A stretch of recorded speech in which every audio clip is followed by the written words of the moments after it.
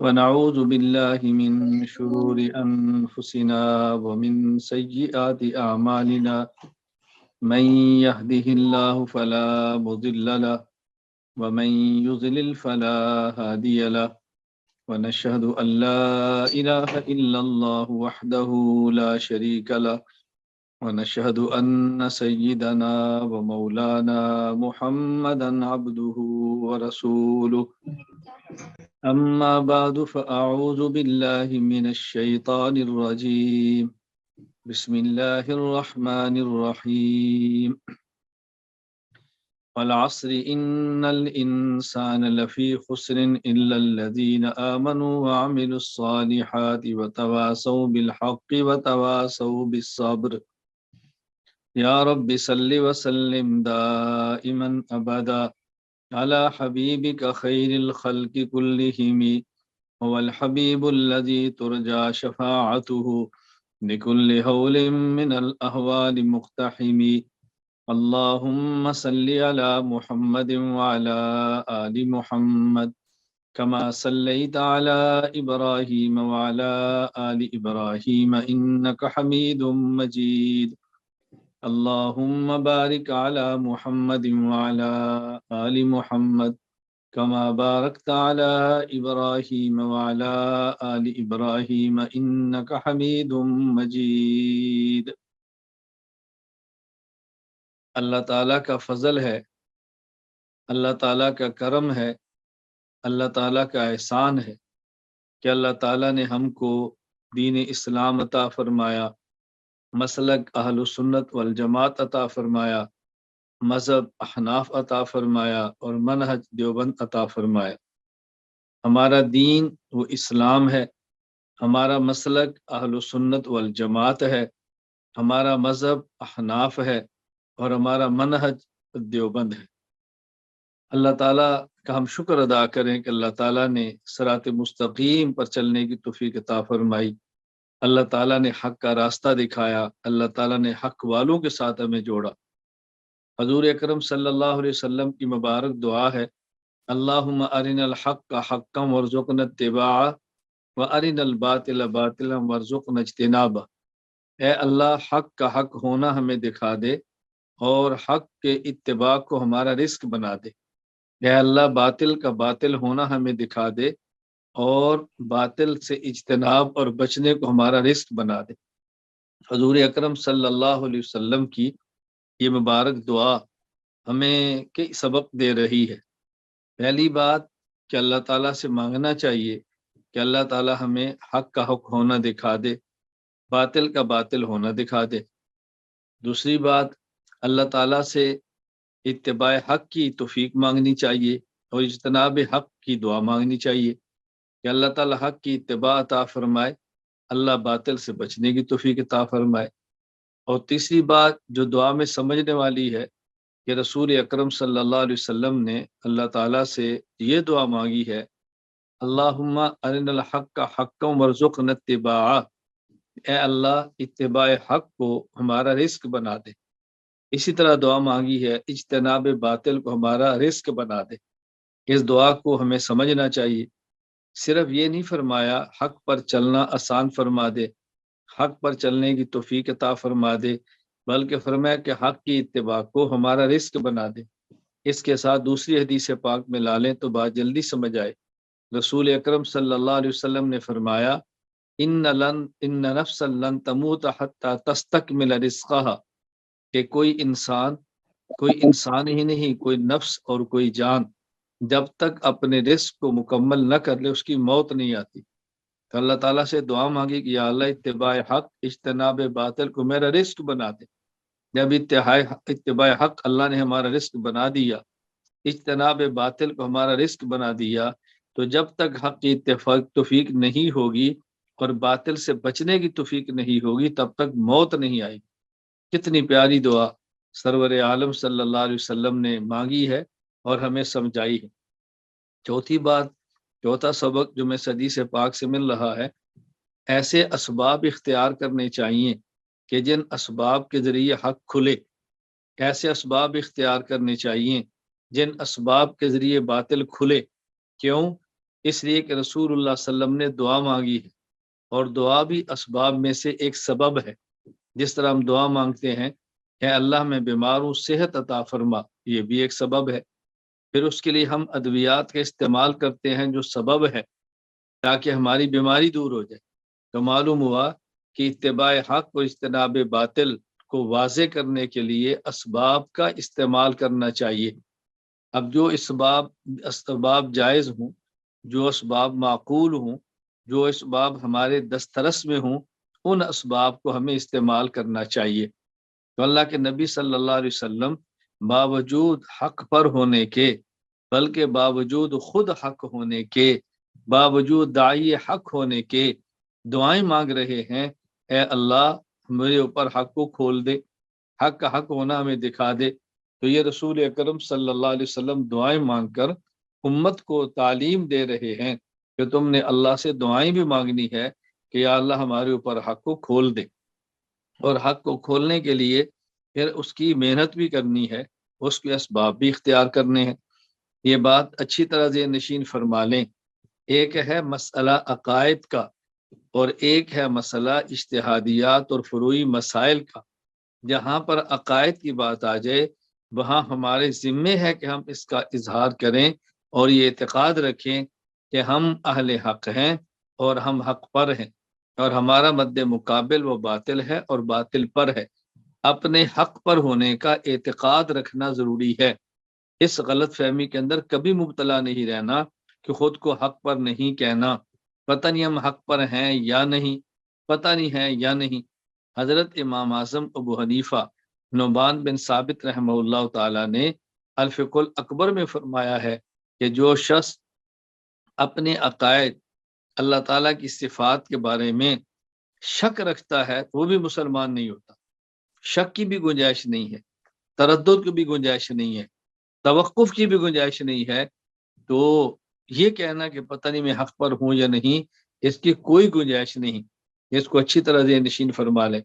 جب ہمارے اجتہادی مسائل آئیں، فروعی مسائل آئیں، اس میں اس کا اختیار ہوتا ہے، اور اس میں انسان یہ رائے رکھتا ہے کہ میرے امام کا اجتہادی مسئلہ برحق ہے لیکن اس میں خطا کا احتمال ہے، اور میرے مد مقابل دوسرے امام مجتہد کا مسئلہ خطا ہے لیکن اس میں حق ہونے کا بھی احتمال ہے۔ لیکن عقائد کے بارے میں ذہن رکھنا ضروری ہے کہ ہم حق پر ہیں اور ہمارا مد مقابل باطل پر ہے۔ میں نے پہلی بات حدیث پاک آپ کی خدمت میں عرض کی، دوسری بات ایک اصول بیان کیا کہ حق کے بارے میں اعتقاد رکھنا، عقائد کے بارے میں اعتقاد رکھنا ضروری ہے۔ ہم حق پر ہیں، ہمارا مد مقابل باطل پر ہے۔ اور فروعی مسائل میں یہ اعتقاد رکھنا ضروری ہے ہمارا مسئلہ حق ہے لیکن خطا کا احتمال ہے، دوسرے امام کا مسئلہ خطا ہے لیکن حق ہونے کا احتمال ہے۔ تیسری بات، ہمارے ائمہ اربع امام اعظم ابو حنیفہ نعمان بن ثابت، امام دار الحجرہ امام المدینہ امام مالک بن انس، امام محمد بن ادریس امام شافعی، حضرت امام احمد بن محمد بن حنبل رحمہم اللہ، یہ چاروں ائمہ، چاروں مجتہدین اور یہ چاروں اکابر، یہ متفق ہیں عقائد میں۔ عقائد میں ان کا آپس میں کوئی اختلاف نہیں ہے۔ جو ان کا اختلاف ہے فروعی مسائل میں ہے، اجتہادی مسائل میں ہے۔ تو عقائد کے اندر ہم بالکل ایک ہیں، کوئی رتی برابر ہمارا اختلاف نہیں ہے۔ چوتھی بات یہ ذہن نشین فرما لیں کہ جب ہمیں اپنے حق ہونے کا پورا یقین ہے، ہمیں اپنے حق پر ہونے کا پورا یقین ہے، ہمارا مال خالص ہے، ہمارا عقیدہ بالکل برحق ہے، تو ہمیں اپنے اس خالص عقیدے کو پھیلانے کے لیے، نشر کرنے کے لیے، امت کے ہر فرد تک پہنچانے کے لیے کوشش بھی کرنی ہے۔ دنیا میں جو لوگ ہیں، کسی کی کمپنی میں خالص مال ہو، وہ اس کی تشہیر بھی کرتا ہے، اس کو ہر جگہ پہنچانے کی کوشش بھی کرتا ہے، اور جو اس سے ہو سکتا ہے اسباب اختیار کرتا ہے۔ تو جب ہمیں اپنے حق ہونے کا پورا یقین ہے، ہمارا عقیدہ بالکل درست ہے، تو ہم کیوں خاموش بیٹھیں، ہم کیوں محنت نہ کریں؟ ہم نے محنت کرنی ہے، برملا کرنی ہے، اپنے عقائد کو کھل کر ہم نے بیان کرنا ہے۔ اس میں کوئی الجھن کی بات ہرگز نہیں اور نہ ہی ہرگز ہونی چاہیے۔ پانچویں بات یہ ذہن نشین فرما لیں کہ عقائد کا جو کام ہم نے شروع کیا ہے یہ کوئی نیا کام نہیں ہے۔ ان عقائد کا تذکرہ قرآن کریم میں اللہ پاک نے فرمایا، عقائد کا تذکرہ حدیث پاک میں رسول اکرم صلی اللہ علیہ وسلم نے فرمایا ہے، عقائد کا تذکرہ ہمارے ائمہ مذہب خصوصاً امام اعظم ابو حنیفہ نعمان بن ثابت نے فرمایا ہے، ہمارے محدثین نے فرمایا ہے۔ ان تمام طبقات اکابر نے عقائد کا تذکرہ کھل کر فرمایا ہے، حق والوں کے ساتھ تعلق کو جوڑا ہے، اہل باطل سے برات کا اعلان فرمایا ہے۔ تو حق کا بیان کرنا یہ قرآن کریم کا طرز ہے، حق کو بیان کرنا پیغمبر پاک صلی اللہ علیہ وسلم کا مبارک طریقہ ہے، حق کو لکھنا اور حق کو بولنا یہ ہمارے ائمہ مذہب کا مستقل اسلوب اور طریقہ ہے، ہمارے اکابرین اہل سنت والجماعت احناف دیوبند کا طریقہ ہے، یہ ان کا مزاج ہے، یہ ان کی مبارک عادت ہے، یہ ان کے مبارک اصول ہیں، یہ ان کے مبارک منہج ہے عقائد کو بیان کرنا۔ اس لیے عقائد کوئی عام چیز نہیں ہے اور عقائد کو معمولی چیز نہیں ہے، یہ اہم ہے۔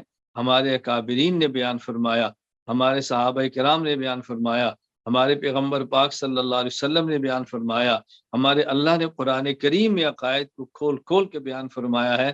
اس لیے اس کو اچھی طرح ذہن نشین فرما لے، الجھن کے اندر مبتلا نہیں ہونا۔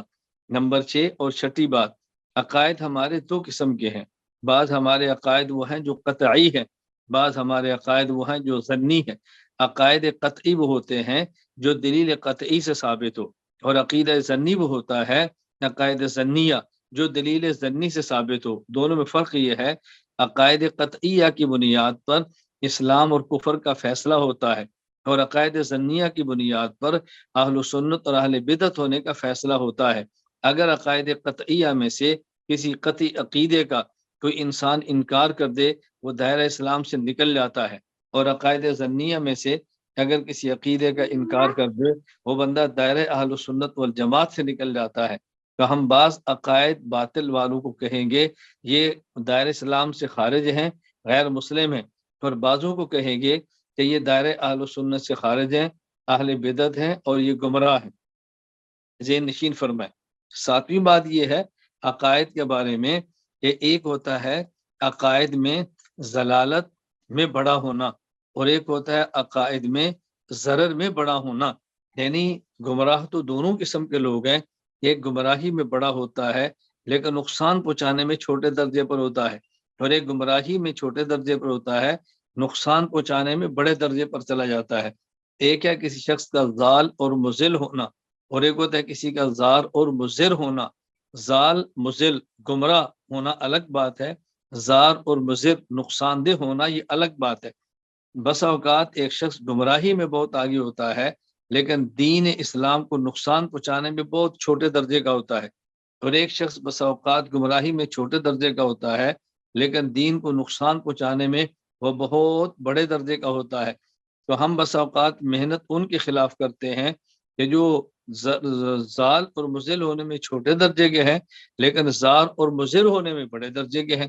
تو لوگوں کو الجھن ہوتی ہے، لوگوں کو اشکال ہوتا ہے کہ دیکھیں آپ کفار کے خلاف کام نہیں کرتے، آپ کفار کو مسلمان بنانے کی محنت نہیں کرتے، بلکہ آپ لوگ تو مسلمانوں کے درمیان تفریق پیدا کر رہے ہیں، کبھی گفتگو کسی فرقے پر ہے، کبھی گفتگو کسی فرقے پر، یہ تو مسلمان ہیں، آپ نے مسلمانوں کے درمیان کیوں گفتگو شروع کر رکھی ہے؟ یہ بات ذہن نشین فرما لیں۔ میں اس کو مثال دوں گا تو آپ کو بات سمجھ آئے گی۔ نمبر 1، اگر کوئی شخص آپ کے محلے میں ہے جہاں مسجد موجود ہے لیکن اس محلے میں رہنے والا وہ عیسائی ہے، وہ آپ کی مسجد کی نالی صاف کرتا ہے، مسجد کے گٹر کو صاف کرتا ہے، وہ غلاظت کو دھوتا ہے، حالانکہ وہ عیسائی ہے، آپ اس عیسائی کے خلاف کبھی تقریر نہیں کرتے، آپ کبھی اس عیسائی کی مذمت بیان نہیں کرتے، اور آپ کے محلے میں مسجد مسلمان ہے اور وہ مسلمان کبھی درخواست امام کے خلاف دیتا ہے، کبھی وہ بجلی کو کاٹتا ہے، کبھی وہ مسجد کے خلاف کوئی اور پروپیگنڈا کرتا ہے، اس کے خلاف کام کرتے ہیں، تو کوئی بندہ آپ سے کہے کہ بھئی آپ اس مسلمان کے خلاف تقریر کر رہے ہیں، اس عیسائی کے خلاف تقریر نہیں کرتے، حالانکہ یہ تو مسلمان ہے اور وہ کافر ہے، تو ہم اسے یہ بات سمجھائیں گے کہ دیکھو بات ذہن نشین کروا لے، یہ عیسائی زال اور مضر یعنی گمراہ ہونے میں بہت آگے ہے لیکن مسجد کو نقصان نہیں دے رہا، اسلام کو نقصان نہیں دے رہا، اور فلاں بندہ مسلمان ہے، گمراہ تو نہیں ہے لیکن زار اور مضر ہے، دیکھیں وہ نقصان کتنا زیادہ دے رہا ہے. تو دونوں میں فرق سمجھنا چاہیے، دونوں میں فرق سمجھنا چاہیے. ایک ہوتا ہے گمراہی میں بڑا ہونا اور ایک ہے نقصان دینے میں بڑا ہونا. بس اوقات آپ کے ہاں محلے میں یا آپ کے گھر میں ایک کتا ہوگا، وہ پورا ناپاک ہے، لیکن وہ کتا آپ کو نقصان نہیں دے رہا. اور اسی گھر کے اندر ایک چھوٹا سا مچھر ہے، وہ پاک ہے، اگر کھانے میں گر جائے تو کھانے کو بھی ناپاک نہیں کرتا. اس مچھر کو آپ سپرے بھی کرتے ہیں، اس مچھر کو ختم بھی کرتے ہیں، ان مکھیوں کو مارتے بھی ہیں. کوئی بندہ آپ سے کہے کہ تم نے کتے کو برداشت کر لیا ہے، تم مچھر کو برداشت نہیں کر رہے، حالانکہ کتا تو نجس ہے اور یہ مچھر تو نجس نہیں ہے. تم نے نجس کو، تم جو نجس نہیں تھا اس کو مار دیا ہے، اور جو نجس ہے تم اس کو روٹیاں کھلا رہے ہو. آپ کہیں گے دیکھو وہ نجس تو ہے، ہمیں نقصان نہیں دے رہا، اور یہ نجس نہیں لیکن ہمیں نقصان دے رہا ہے. ایک ہوتا ہے گمراہی میں چھوٹا یا بڑا ہونا، اور ایک ہوتا ہے نقصان دینے میں چھوٹا یا بڑا ہونا. تو عام لوگوں کی نظر ضلالت پہ جاتی ہے، اور ہماری نظر جہاں ضلالت پہ جاتی ہے وہاں ضرر پر بھی جاتی ہے. نظر میں گہرائی ہونا ضروری ہے، تعمق ہونا ضروری ہے، بصیرت ہونا ضروری ہے. یہ بات اچھی طرح سمجھیں. ایک ہے بصارت اور ایک ہے بصیرت. بصارت کہتے ہیں آنکھ کی بینائی کو، بصیرت کہتے ہیں دل کی بینائی کو. آنکھ کی بینائی ہونا بھی ضروری ہے لیکن دل کی بینائی ہونا بھی ضروری ہے.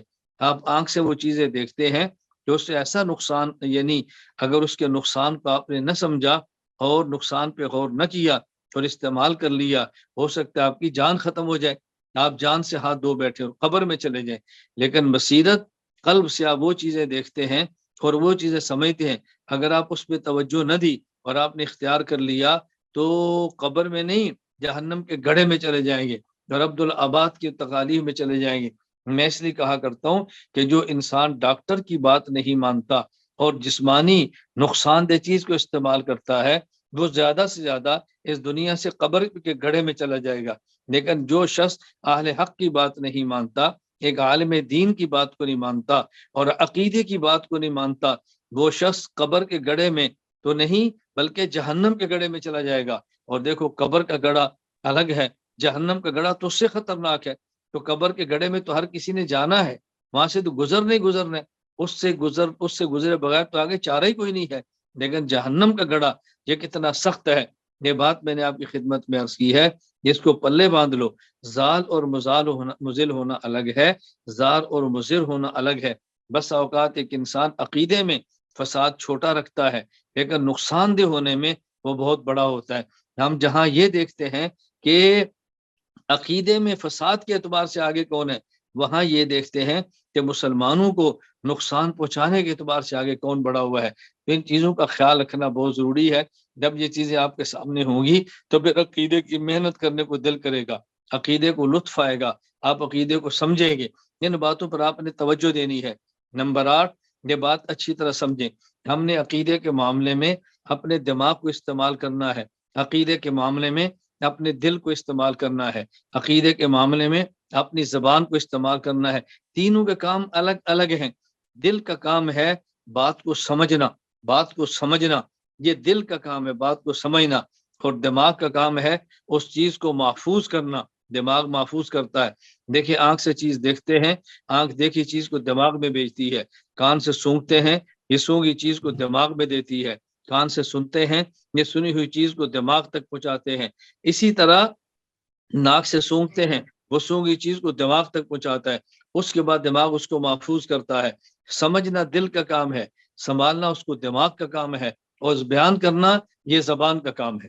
میں اس پر کچھ گفتگو الفقہ الاکبر کے اندر آگے بھی بیان کروں گا کہ جہاں پر امام صاحب رحمۃ اللہ علیہ نے کلام اللہ کے بارے میں بات کی ہے، وہاں تھوڑی سی بات میں مزید کروں گا کہ دل کا کام کیا ہے اور دماغ کا کام کیا ہے. بس وقت سمجھنے میں غلط فہمی لگ جاتی ہے، کیونکہ دماغ یہ دل جب بات سمجھتی ہے اور دماغ اس کو محفوظ رکھتا ہے اور دماغ کام کرتا ہے تو دل نے بھی بات کو سمجھنا ہوتا ہے. اس لیے کبھی دل دماغ کی طرف نسبت ہو جاتی ہے کہ تیرا دماغ نہیں ہے، جو بات کو سمجھتا نہیں ہے. میں عرض کر رہا ہوں ہم نے عقیدے کے معاملے میں دل کو استعمال کرنا ہے تاکہ عقیدہ سمجھ آئے، ہم نے دماغ کو استعمال کرنا ہے تاکہ عقیدہ محفوظ ہو، اپنی زبان کو استعمال کرنا ہے تاکہ عقیدے کو بیان کرنے کا سلیقہ ہے. میں اپنے لیے بھی اور اپنے متعلقین کے لیے، مریدین کے لیے، اپنے شاگردوں کے لیے یہ اب بھی دعا مانگتا ہوں، اور آپ کے عدم موجودگی میں اپنے اللہ سے دعا مانگتا ہوں کہ اللہ ان کو سمجھنے والا دل عطا فرما، اے اللہ محفوظ رکھنے والی ان کو زبان عطا فرما، اے اللہ بیان کرنے والی ان کو زبان عطا فرما۔ ان چیزوں کا آپ نے استعمال کرنا ہے۔ نمبر 9، عقیدے کو آپ نے عمل سے اہمیت زیادہ دینی ہے۔ عمل بھی ضروری ہے، عمل بھی کرنے ہیں، سنت کے مطابق زندگی گزارنی ہے۔ عقائد کے درست ہونے کا معنی ہرگز نہیں ہے ہم عملی زندگی سے غافل ہو جائیں۔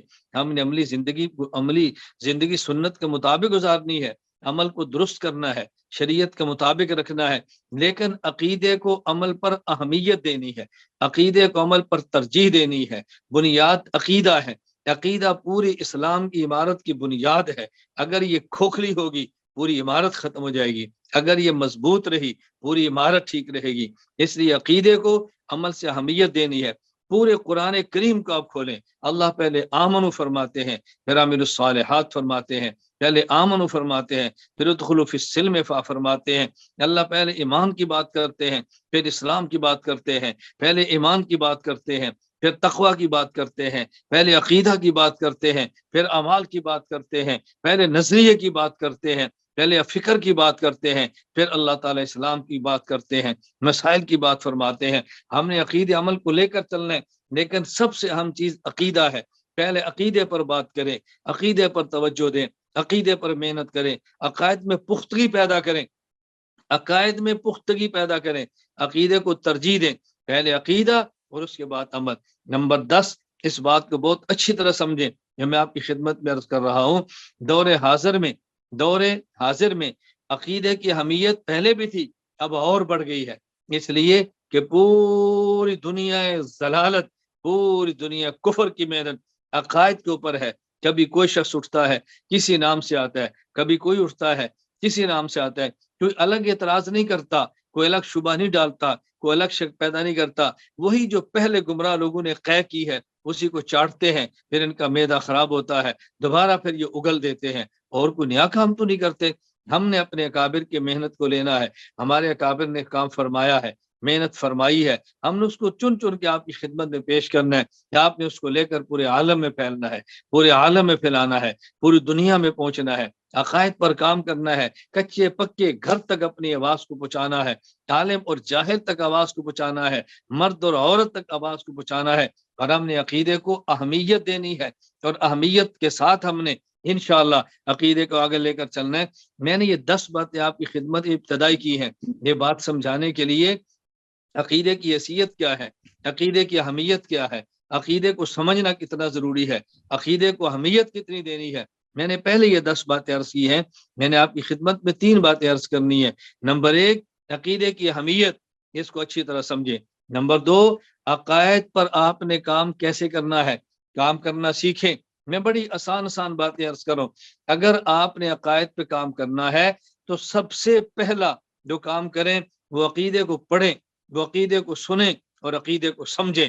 لیکن عقیدہ پڑھنا ہر کسی سے نہیں ہے، عقیدہ سننا ہر کسی سے نہیں ہے، عقیدہ سمجھنا ہر کسی سے نہیں۔ پہلے یہ دیکھیں کہ جس بندے سے عقیدہ ہم سن رہے ہیں، جس سے عقیدہ پڑھ رہے ہیں، جس کی عقیدے کی کتاب کو دیکھ رہے ہیں، یہ بندہ کون ہے، اس کا اہل حق سے تعلق بھی ہے یا نہیں، یہ بندہ ہے کون۔ ہر آئے روز آنے والا برساتی مینڈک کی طرح لوگ میڈیا پر آ جاتے ہیں اور ہم ان کی بات کو سنتے ہیں، پھر خرابی پیدا کرتے ہیں، پھر فساد پیدا ہوتا ہے۔ تو ہم نے عقیدے کا کام کیسے کرنا ہے؟ نمبر 1، عقیدے کو پڑھنا ہے، عقیدے کو سننا ہے، عقیدے کو سمجھنا ہے، اور اس پر مسلسل توجہ دینی ہے، اس پر مسلسل محنت کرنی ہے۔ ہم نے جو پوری ترتیب دی ہے، میں خدا کی ذات پہ بھروسہ کر کے کہتا ہوں، پوری دنیا میں کوئی شخص میری ترتیب پر آ جائے اور جڑ جائے، میں دیکھتا ہوں اس کو کوئی باطل بڑے سے بڑا گمراہ کیسے کرتا ہے۔ ہماری ترتیب پر آ جائے، بہت آسان ہم نے ترتیب رکھی ہے۔ نمبر 1، سب سے پہلے میری کتاب اسلامی عقائد مطالعہ کر لے، پڑھ لے، سن لے، اس کے بعد کتاب العقائد میری کتاب، اس کو پڑھ لے، سمجھ لے، اچھی طرح مطالعے میں رکھ لے۔ نمبر 3، حضرت شاہ ولی اللہ رحمۃ اللہ علیہ کی کتاب مبارک العقیدۃ الحسنہ، اس کی شرح یہ میری پڑھ لے اور سن لے۔ اس کے بعد العقیدۃ النسویہ، امام نسوی رحمہ اللہ کی کتاب، اس پر میری گفتگو شرح، یہ پڑھ لے، سن لے اور سمجھ لے۔ اس کے بعد العقیدۃ الطحاویہ امام طحاوی رحمہ اللہ کی تصنیف، اس پر میری شرح، یہ پڑھے اور سنے۔ اس کے بعد امام اعظم ابو حنیفہ رحمہ اللہ کتاب الفقہ الاکبر، اس کی شرح، یہ سنے اور پڑھے۔ ان 6 کتابوں کو پڑھ لے، ان 6 کو سن لے، ان 6 کو سمجھ لے۔ میں دیکھتا ہوں تمہیں عقیدے کی دنیا میں خراب کون کرتا ہے، میں دیکھتا ہوں عقیدے کی دنیا میں تمہیں کون گمراہ کرتا ہے، میں دیکھتا ہوں ہمارے لوگوں کو عقیدے سے دور کون کرتا ہے۔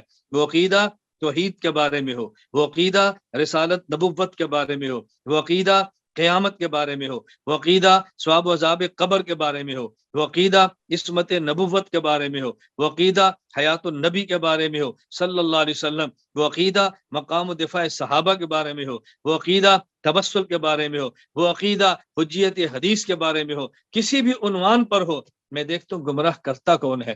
میں ترتیب بتا رہا ہوں کہ آپ نے اگر عقیدے پر کام کرنا ہے، پہلے بالترتیب ان کتب کو دیکھو، پھر بالترتیب ہمارے اصول دیکھو، اصول تفسیر، اصول حدیث، اصول افتاء، اصول تاریخ، اصول عقائد، اصول مناظرہ، ہم نے اصول مرتب کیے ہیں۔ آپ ذرا اس پہ نگاہ ڈالیں۔ پھر عقائد پر ہماری جو فائلیں ہیں، توحید باری تعالیٰ پر فائل ہے، پھر عصمت نبوت پر فائل ہے، ذات نبوت پر فائل ہے، وصف نبوت پر بات ہے، اور مقام و دفاع صحابہ پر ہے۔ ان عقائد پر ہماری کتب ہیں، پھر وہ مطالعے کے اندر ہو اور ہمارے ساتھ چلتے رہیں۔ آج میرے پاس ایک مہمان آئے، ڈاکٹر ہیں، کسی دوسرے ملک سے تشریف لائے۔ میں نے ان سے کہا میری بات کو پلے رکھ لیں، آپ کم از کم 1 سال 2 سال 3 سال نہیں، آپ ڈاکٹر ہیں، آپ عالم نہیں ہے، اس کے باوجود میرے تخصص فی العقائد الاسلامیہ آن لائن کے اندر آپ داخلہ لیں، نہیں سمجھ آتا اگلے سال پھر آ جائیں، نہیں سمجھ آتا اگلے سال پھر آ جائیں، نہیں سمجھ آتا پھر آئیں۔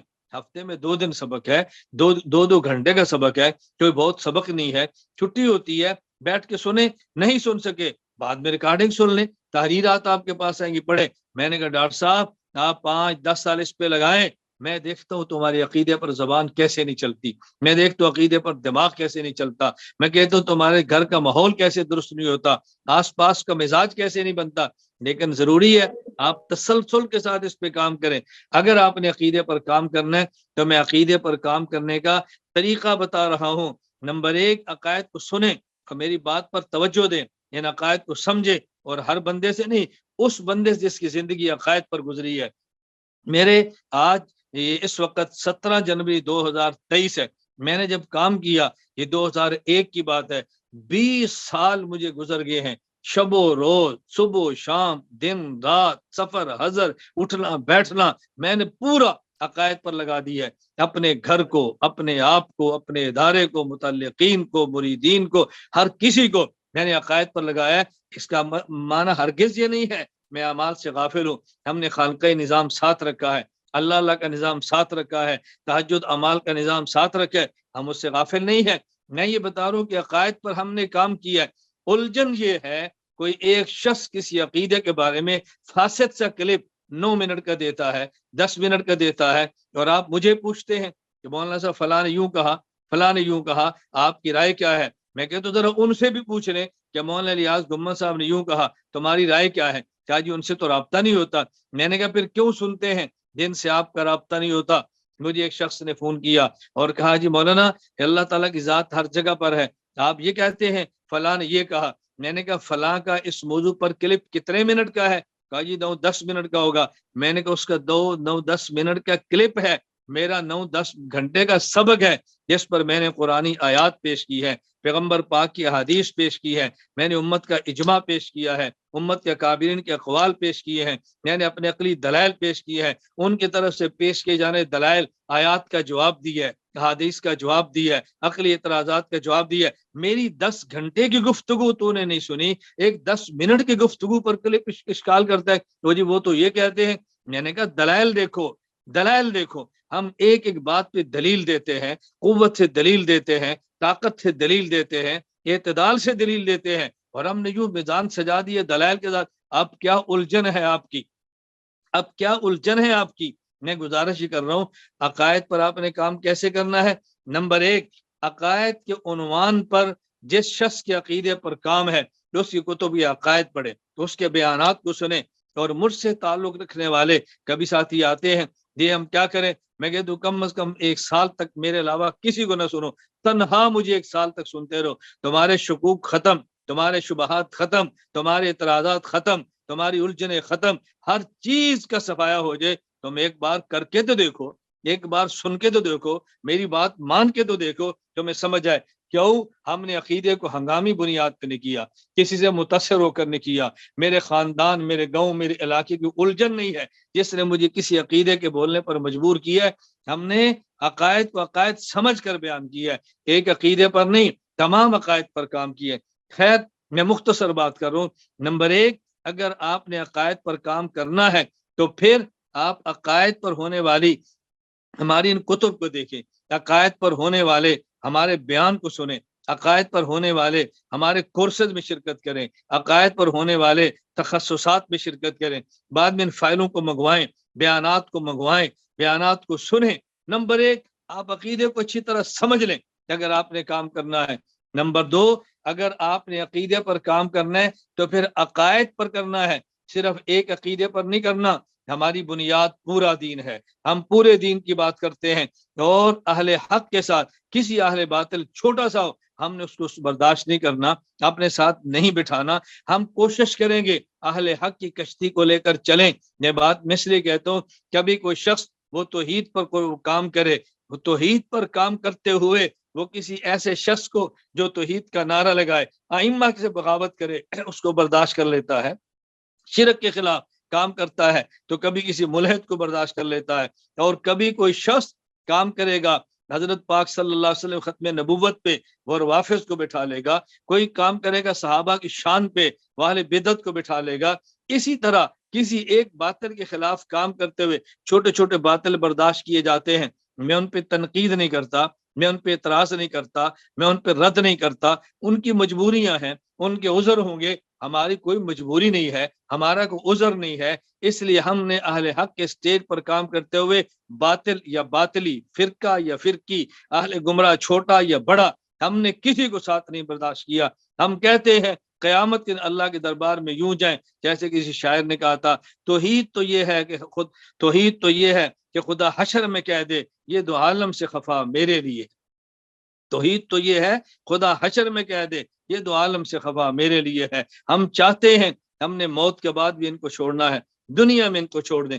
اگر آپ نے عقائد پر کام کرنا ہے، نمبر 1، عقائد پر ہماری گفتگو سنیں، دلائل سنیں، کتب کا مطالعہ کریں۔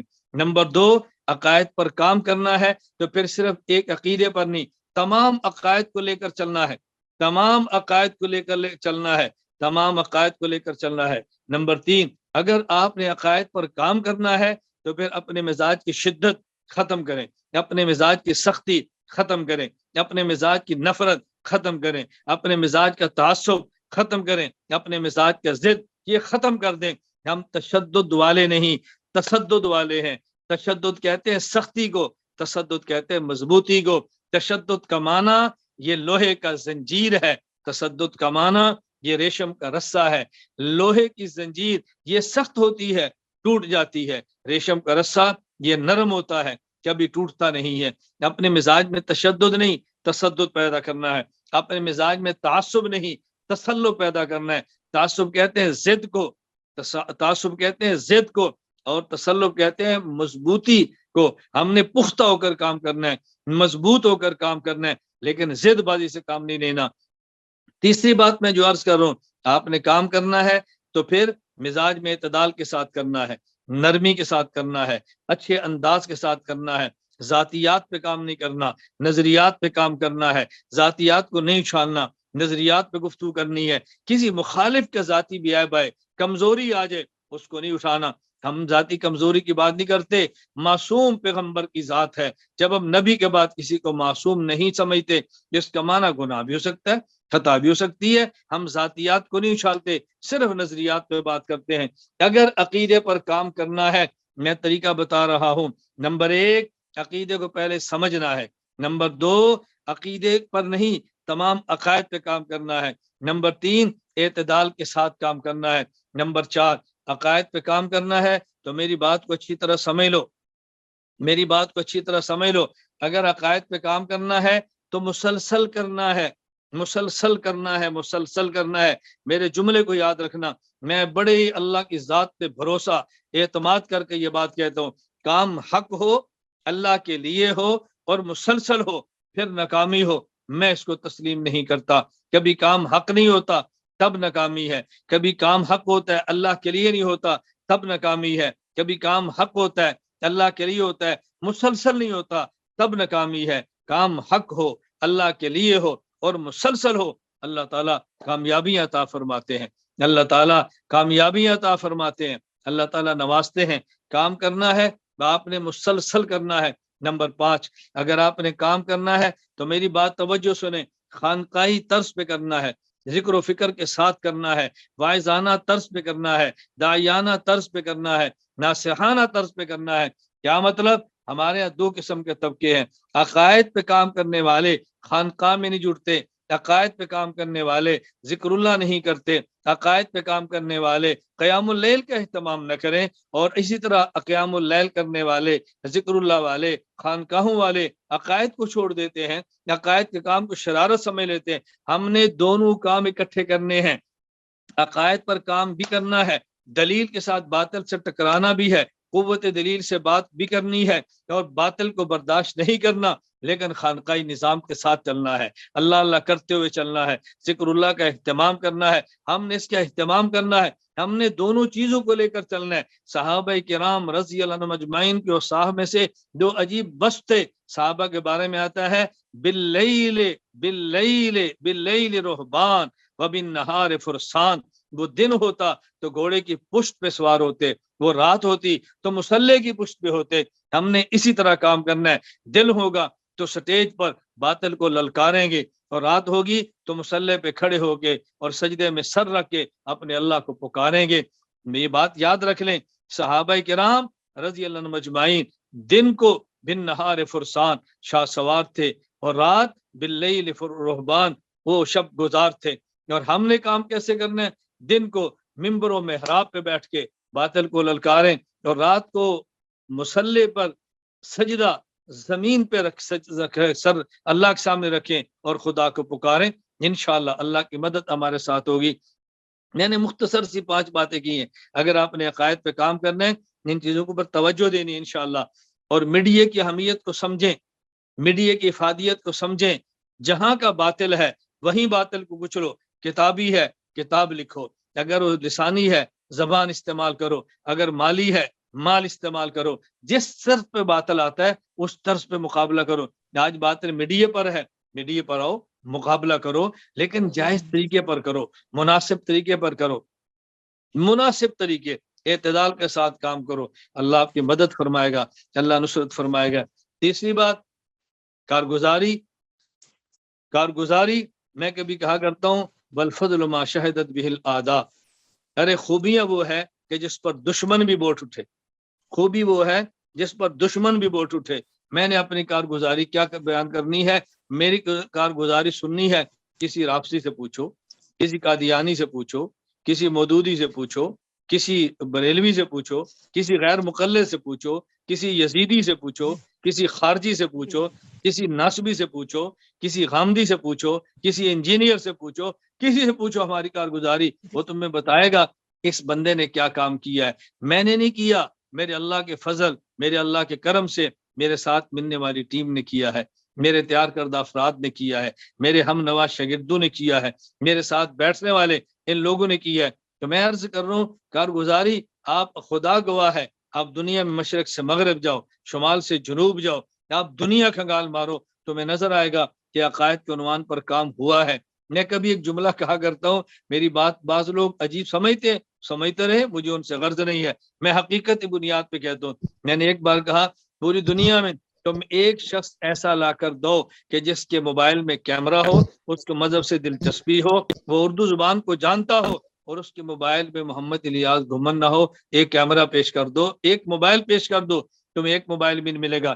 میری بات توجہ سمجھنا، کوئی ایک شخص جو اردو کو جانتا ہو، موبائل میں کیمرہ ہو، مذہب سے دلچسپی ہو، اور اس کے موبائل میں محمد الیاس گھمن نہ ہو، تم ایک کیمرہ بھی پیش نہیں کر، ایک موبائل بھی پیش نہیں کر سکتے۔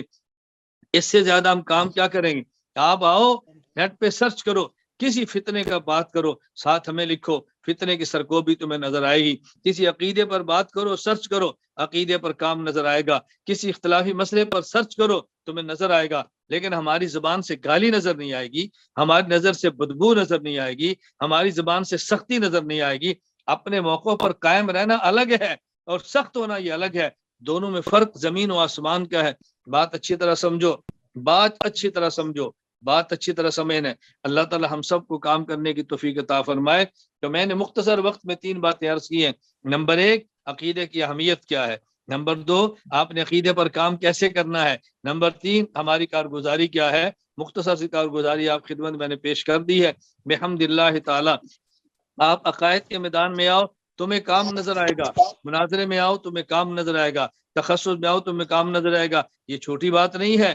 ہمارے یہاں تخصصات، تخصص فی التفسیر بھی تھا، تخصص فی الحدیث بھی تھا، تخصص فی الافتاء بھی تھا، لیکن تخصص فی العقائد الاسلامیہ میرے علم کے مطابق نہیں تھا۔ اگر کہیں ہوگا کسی کونے خدرے کے اندر ہوگا۔ باقاعدہ تخصص فی العقائد الاسلامیہ آف لائن بھی ہو، آن لائن بھی ہو، پوری دنیا اس کے ساتھ جڑے، معمولی بات نہیں ہے۔ تخصص فی العقائد الاسلامیہ کی ایک ایک درسگاہ میں 200 سے زائد علماء بحمد اللہ تعالی سبق پڑھ رہے ہیں، اور ایک ملک میں نہیں کئی ممالک میں پڑھ رہے ہیں تخصص کے عنوان پہ۔ ابھی یہاں ہمارے طلبہ بیٹھے ہیں، 2 سال علم دین کورس والے، 4 سال علم دین کورس والے بیٹھے ہیں۔ اسی طرح ہماری خواتین بھی ہیں بحمد اللہ تعالی۔ آپ ان سے پوچھیں، معلوم کریں کہ اس بندے کو عقائد کے عنوان پہ کتنا فائدہ ہوا، اور مزید ہوگا انشاءاللہ۔ میں آپ کو کہتا ہوں، اللہ کی ذات سے بھروسہ کر کے کہتا ہوں، پوری دنیا میں کوئی شخص بھی عقیدے پر کام کرتا ہے تو میں اس کی پشت پہ کھڑا ہوں۔ اس سے بڑی میں کارگزاری کیا پیش کروں۔ پوری دنیا میں عقیدے پر کام کرنے والا کوئی شخص آپ ثابت نہیں کر سکتے کہ اس نے مجھ سے رابطہ کیا ہو، میسج کیا ہو، میں اس کی پشت پہ کھڑا نہ ہوا ہوں۔ ایک بندہ بھی بتا نہیں سکتے۔ اس سے بڑی میں کارگزاری کیا آپ کی خدمت میں پیش کروں۔ آپ بھی کھڑے ہو جائیں، آپ بھی میدان میں نکلیں، آپ نکلیں، ہم آپ کے ساتھ کھڑے ہیں انشاءاللہ۔ کتاب چاہیے، آپ کے ساتھ کھڑے ہیں۔ جس حد تک وسائل ہمارے پاس ہے، ہم آپ کے ساتھ کھڑے ہیں۔ دعائیں ہماری آپ کے ساتھ ہیں، ہمدردیاں ہماری آپ کے ساتھ ہیں، شب و روز آپ کے ساتھ ہیں۔ میں کیا کون سی کارگزاری آپ خدمت میں عرض کروں۔ میں کارگزاریوں کے حوالے سے مختصر سی بات کہتا ہوں۔ تخصص فی العقائد الاسلامیہ آف لائن ہم نے شروع کیا ہے۔ اوسطاً ہر سال 50 علماء فارغ ہوتے ہیں۔ اس وقت تقریباً 950 علماء تخصص فی العقائد الاسلامیہ آف لائن مرکز اہل سنت والجماعت سرگودا سے فارغ ہو چکے ہیں۔ تخصص فی العقائد الاسلامیہ آن لائن یہ 2 سال گزرے ہیں، کم از کم 450 فضلاء یہاں سے 2 سال میں نکل چکے ہیں، اور دورہ تحقیق المسائل ہزاروں کی تعداد میں طلبہ عقائد پڑھ کے دنیا میں جا چکے ہیں۔ ابھی بھی انشاءاللہ آن لائن دورہ تحقیق المسائل آ رہا ہے، اس کے اندر بھی ہوگا ہمارے دروس، ہمارے کورس۔ اسی طرح کتب عقائد کے عنوان پہ میں نے عرض کیا، المحنت علی المحنت دیوبند سے آپ دیکھیں، اس کا ہم نے حاشیہ لکھ دیا۔ اس پر اعتراض آئے تو ہم نے اعتراضات کا ایک جواب، اعتراضات اور علمی جائزہ جواب لکھ دیا ہے۔ جو اعتراضات آئے ہم نے جواب اس پہ لکھے ہیں، ہم نے اس پہ کام کیا ہے۔ پھر عقائد پر مستقل کتب آگی، اسلامی عقائد، کتاب العقائد، شرح عقیدۃ الحسنہ، شرح النسویہ، شرح عقیدہ طحاویہ، شرح فقہ اکبر، یہ الگ ہیں۔ اور اس کے علاوہ مستقل عقائد پر آپ فائلیں دیکھیں، کتنی بڑی تعداد میں فائلیں آپ کے پاس موجود ہے۔ کوئی ہماری طرف سے پابندی نہیں، آپ ایک میسج کریں، فائل آپ کے پاس ہے۔ آپ ایک میسج کریں، اختلافی مسئلے پہ دلائل آپ کے پاس ہے۔ ایک میسج کریں، میں آپ کے ساتھ بیٹھا ہوں۔ اس سے بڑی بات میں آپ کی خدمت میں کیا عرض کروں گا۔ میں جو عرض کے بعد توجہ سمجھنا، پوری دنیا میں کوئی ایک شخص عقیدے پر کام کرتا ہو، اس نے مجھ سے رابطہ کیا ہو، میں نے اس کی حوصلہ افزائی نہ کی ہو، آپ مجھے ایک بندہ ثابت فرما دیں۔ نمبر 2، توجہ سے بات سمجھنا، پوری دنیا کا کوئی ایک شخص، غریب سے غریب، چھوٹے سے چھوٹا، اس نے میرے موبائل پر میسج کیا ہو اور میں نے اس کو جواب نہ دیا ہو، ایک بندہ بھی آپ ثابت نہیں فرما سکتے۔ میں سے زیادہ کس طرح آپ کے ساتھ بیٹھوں، میں آپ کے ساتھ کھڑا ہوں، کام ہمارا جاری ہے انشاءاللہ العزیز۔ اس وقت عقائد کے حوالے سے ہمارا کام افریقہ میں شروع ہے، امریکہ میں شروع ہے، انگلینڈ میں شروع ہے، برما میں شروع ہے، بنگلہ دیش میں شروع ہے، ایران میں شروع ہے، افغانستان میں شروع ہے، ہندوستان میں شروع ہے، پاکستان میں تو ہے ہی ہے، دیگر میں ملکوں کی بات کر رہا ہوں، آسٹریلیا میں شروع ہے۔ الحمدللہ عقائد کی درسگاہیں ہیں، اور میرا پختہ عزم ہے اللہ نے مجھے زندگی رکھی، اللہ نے مجھے عافیت کے ساتھ زندگی صحت کے ساتھ عطا فرمائی، میرا عزم ہے اور میرا جی چاہتا ہے کہ آپ لوگ میرے ساتھ کھڑے ہو جاؤ۔ میں پوری دنیا میں ایسے مراکز قائم کرنا چاہتا ہوں کہ جن مراکز سے ہر مرکز وہ عقیدے کے لیے درسگاہ بھی ہو، وہ اخلاق کے لیے خانقاہ بھی ہو، اور مسائل کے لیے دارالفتہ بھی ہو، اور ایسے افراد تیار کرنا چاہتا ہوں کہ ان افراد میں سے ہر فرد وہ عقیدے پر بولنے والا متکلم بھی ہو، مسائل پہ بات کرنے والا مفتی بھی ہو، اور خانقاہ میں اللہ اللہ کرانے والا مرشد بھی ہو۔ انشاءاللہ ہم اپنی محنت کریں گے، ہم محنت کے مکلف ہیں، محنت کے پابند ہیں، نتیجہ اللہ کی ذات نے دیا ہے، آئندہ بھی دے گا۔ ہمیں اللہ کی ذات پہ پورا بھروسہ ہے، ہمیں اللہ کی ذات پہ پورا بھروسہ ہے، ہمیں اللہ کی ذات پہ پورا یقین ہے۔ میرے اللہ نے گزشتہ کام لیا، آج بھی لے رہے ہیں، آئندہ بھی لیں گے۔ میں آپ سے بھی درخواست کروں گا، آپ اس میدان میں ہمارے ساتھ کھڑے ہو جاؤ، نکلو، جو بھی میسج آپ کے پاس ہے کورس کا اس کے اندر شرکت کرو۔ ابھی انشاءاللہ 21 جنوری سے الفقہ الاکبر کی شرح یہ صرف 5 دن کی ہے، جمعہ، ہفتہ، اتوار، پیر اور منگل، روزانہ 2 گھنٹے، کبھی 2.5 گھنٹے بھی سبق ہو سکتا ہے۔ الفقہ الاکبر امام حنیفہ کی کتاب ہے، اس پر میں تفصیل سے گفتگو کروں گا، اور اس اعتراض کو جوتے کی نوک پہ رکھ کے اڑا دوں گا کہ امام حنیفہ کی کتاب نہیں ہے۔ کیوں کتاب نہیں ہے؟ کتابیں ہیں، ہم ذکر کریں گے۔ پہلا وہ شخص جس نے عقیدے پر کتاب لکھی ہے وہ امام ابو حنیفہ ہے۔ بتاؤ کیا یہ ظلم نہیں ہے کہ ہم جس امام کے مقلد ہیں، جس امام کو مدون اول سمجھتے ہیں، جو سید الفقہاء سمجھتے ہیں، اس کی عقیدے پر ہونے والی کتاب کا میں نام بھی نہیں آتا، اس کتاب کو پڑھا نہیں جا رہا، اس کتاب کو دنیا میں پھیلایا نہیں جا رہا، تو لوگوں کا پروپیگنڈا پھر ہوگا نا کہ تمہارے امام کی کتاب نہیں ہے، فلاں موضوع پر کتاب نہیں، ہمارے امام نے کتاب رکھی ہے۔ میں آپ سے گزارش کروں گا، آپ حضرات ابھی سے ارادہ فرماؤ، ہمارے ساتھ چلو، اور جمعہ سے لے کر منگل تک آپ نے 5 دن روزانہ 2 گھنٹے مجھے دینے ہیں۔ اللہ مجھے بھی صحت عافیت دے، اللہ آپ کو بھی صحت عافیت سے رکھے، تو ہم انشاءاللہ 5 دن میں الفقہ الاکبر کی شرح پر تفصیل سے بات کریں گے انشاءاللہ۔ اس کے بعد ہمارا دورہ تحقیق المسائل آن لائن آ رہا ہے، آپ نے اس کے اندر بھی شرکت کرنی ہے۔ اور میں نے پہلے بھی کئی بار کہا، ایک ذہن بناؤ، 1 سال کیا، اگلے سال پھر کرو، اگلے سال پھر کرو، ہر سال شرکت کرو۔ میں کبھی سمجھانے کے لیے کہتا ہوں، مجھے بعض ساتھی کہتے ہیں بھائی اس سال آپ دورہ تحقیق المسائل میں آ رہے ہو، کہتے ہیں جی میں تو گزشتہ سال کیا تھا۔ میں نے کہا کوئی تبلیغ سے وابستہ بندہ وہ کبھی کہتا ہے کہ میں نے گزشتہ سال چلہ لگایا تھا، اس سال تو میں نہیں لگاؤں گا، کوئی نیا چلہ پیش کرو۔ میں نے پچھلے ماہ سے روزہ لگایا تھا، ابھی نہیں لگاؤں گا، کوئی نئی بات کرو، کوئی بھی نہیں کہتا۔ میں نے کہا تبلیغ ہمارا کام ہے، میں مخالفت نہیں کر رہا، میں بات سمجھانے کے لیے کہہ رہا ہوں۔ کسی خانقاہ کا مرید اپنے پیر سے کہتا ہے کہ جی میں ایک بار خانقاہ آیا تھا، اب میں دوبارہ کیا ہوں، میں نے تو چلہ لگا لیا تھا، اب دوبارہ کیا ہوں گے؟ کوئی انجینئر اور ڈاکٹر کیا وہ کہتے ہیں کسی بڑے کو کہ جی نہیں میں تو ڈاکٹر بن چکا ہوں، مزید مجھے ورک شاپ کی کیا ضرورت ہے، میں تو انجینئر بن چکا ہوں، مجھے مزید کسی ورک شاپ کی کیا ضرورت ہے؟ انجینئر اور ڈاکٹر بھی سمجھتا ہے کہ مجھے مرتے دم تک ورک شاپ کی ضرورت ہے، تبلیغ سے وابستہ سمجھتا ہے مجھے سالانہ چلے کی ضرورت ہے، خانقاہ کا مرید سمجھتا ہے مجھے سالانہ خانقاہ میں وقت کی حاضری کی ضرورت ہے۔ دنیا بھر کی میں بات چلتی ہے، عقیدے پر کام کرنے والا طالب علم یہ کیوں سمجھتا ہے کہ میں نے ایک بار تخصص کر لیا اگلے سال نہیں کروں گا، میں نے ایک بار عقیدہ پڑھ لیا اگلے سال کیوں نہیں کروں گا؟ بحمد اللہ تعالی میرے علم میں ایسے علماء کرام موجود ہیں جنہوں نے گزشتہ سال تخصص العقائد الاسلامیہ میں داخلہ لیا اور تخصص کیا، اس سال پھر وہ تخصص العقائد الاسلامیہ کے اندر موجود ہیں، آن لائن پڑھ رہے ہیں۔ اور مجھے انہوں نے کہا استاد جی انشاءاللہ میری زندگی رہی تو میں نے نیت کیا کہ کم از کم 10 سال تک میں نے ہر سال اس کے اندر شرکت کرنی ہے، ہر سال اس کے اندر میں نے شرکت کرنی ہے۔ وہ لگے ہوئے ہیں، انشاءاللہ عقائد کے اوپر کام چلتا رہے گا۔ ابھی دیکھو بات سمجھو، ساتھی میسج کر رہا ہے مجھے عقائد کورس کی شد ضرورت ہے۔ بیٹا میں نے ابھی 1 ماہ پہلے کتنے تفصیل سے بات کی ہے، اصول عقائد کورس 5 روزہ، اب داخلہ آپ نے لینا ہے، سبق آپ نے پڑھنا ہے۔ اور میں نے اس میں اعلان کیا تھا کہ میں انشاءاللہ کوشش کروں گا ہر 3 ماہ کے بعد کسی نہ کسی عنوان پر تفصیلی بات کروں۔ آپ نے ساتھ چلنا ہے، آپ نے پڑھنا ہے، آپ نے اس کو آگے پھیلانا ہے، تو ہم کام بڑھے گا انشاءاللہ۔ اللہ آپ سے بھی راضی ہو، اللہ مجھ سے بھی راضی ہو، اللہ آپ سے بھی کام لے، اللہ مجھ سے بھی کام لے، اور اللہ تعالیٰ دین کی مقبول خدمت ہم سے لے، اللہ قبول فرمائے، آئندہ نسلوں تک اس فیض کو اللہ پہنچائے، پورے عالم میں اس کو عام کر دے۔ تو بات ذہن نشین فرما لیں، ہم نے انشاءاللہ اللہ پاک نے چاہا اخلاص کے ساتھ، اعتدال کے ساتھ، دلائل کے ساتھ عقیدے کی محنت کو کرنا ہے۔ میرے جملوں پہ یاد رکھا کریں، میرے جملوں پہ توجہ دیا کریں، میرے لفظوں کو یاد رکھیں۔ ہم نے انشاءاللہ اخلاص کے ساتھ، اعتدال کے ساتھ، دلائل کے ساتھ زندگی کے آخری سانس تک عقیدے کی محنت کو جاری رکھنا ہے۔ اللہ اس کو قبول فرما لے۔ سبحان اللہ بحمدی، سبحان اللہ العظیم، سبحانک اللہ و بحمدک، اشہد ان لا الہ الا انت، استغفرک و اتوب الیک۔ الحمد للہ رب العالمین، والصلاة والسلام علی رسولہ وعلی آلہ وصحابہ اجمعین۔ ربنا ظلمنا انفسنا وان لم تغفر لنا وترحمنا لنكونن من الخاسرین۔ ربنا آتنا في الدنيا حسنة وفي الآخرة حسنة وقنا عذاب النار۔ ربنا هب لنا من أزواجنا وذرياتنا قرة أعين واجعلنا للمتقين إماما۔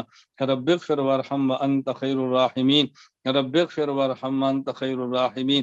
ربنا وآتنا ما وعدتنا على رسلك ولا تخزنا يوم القيامة إنك لا تخلف الميعاد۔